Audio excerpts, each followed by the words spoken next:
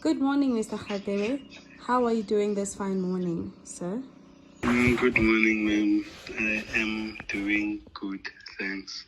Today we'll be touching on a very interesting topic, which is about Ubuntu.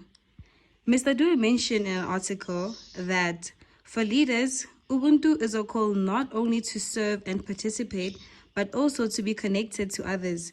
He also mentioned that many will ask how one can leverage these philosophies into a leadership style that embraces an ethical core and good governance.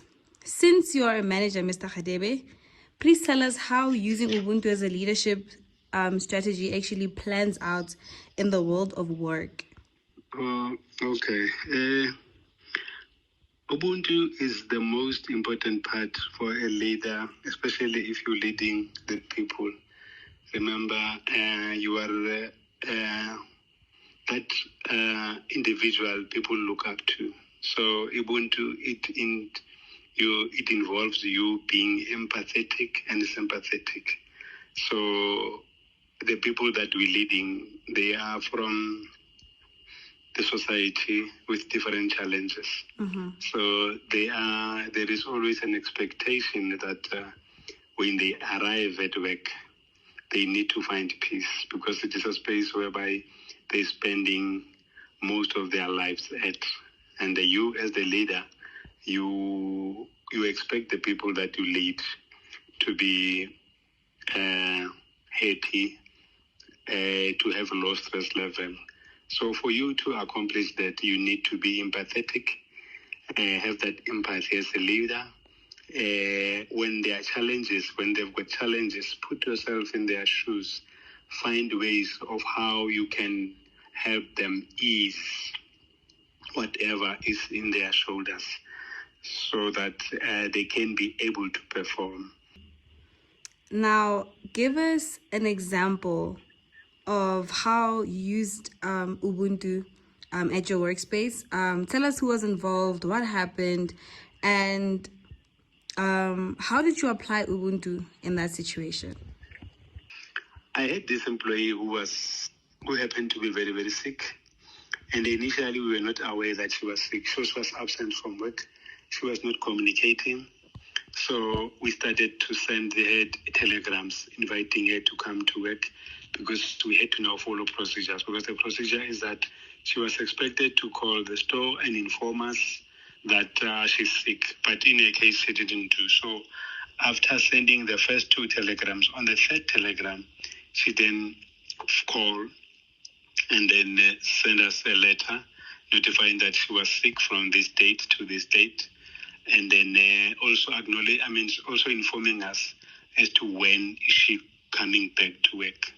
And she did come to work. On her arrival, you could see the physical appearance that the employee was sick. She then explained to us that I was unable to call you because I was sick, I was alone. I was also unable to send somebody to call you. The only time I was able, it was by the time when I went to the doctor. So the arrangement is that with the doctor, I'm sick. I cannot stand for long. I cannot work in a very cold environment, and I will be working and requiring to rest from time to time. Now, she was presenting that situation from us, but upon receiving her, I had to give her assurance that I really sympathize with her, and I'm sorry because nobody chose to be sick. I am going to make a plan to make sure that she's moving away from the cold space to a space whereby she worked without pressure, and also make sure that I make her line managers in that particular department aware that she's coming there now. She's going to take the medication. She's going to require some time to rest, and we should afford that opportunity to her. Put the lady into the new role, which was warmer and accommodating the requirements from the doctor and all the requirements. And she was happy. And every time, from time to time, I engage with her to find out how is she doing, what is the progress in terms of sickness. And she has find joy, and she also come back and confide and be thankful for my understanding and understand and also acknowledge that we really sympathize there. I mean, with her.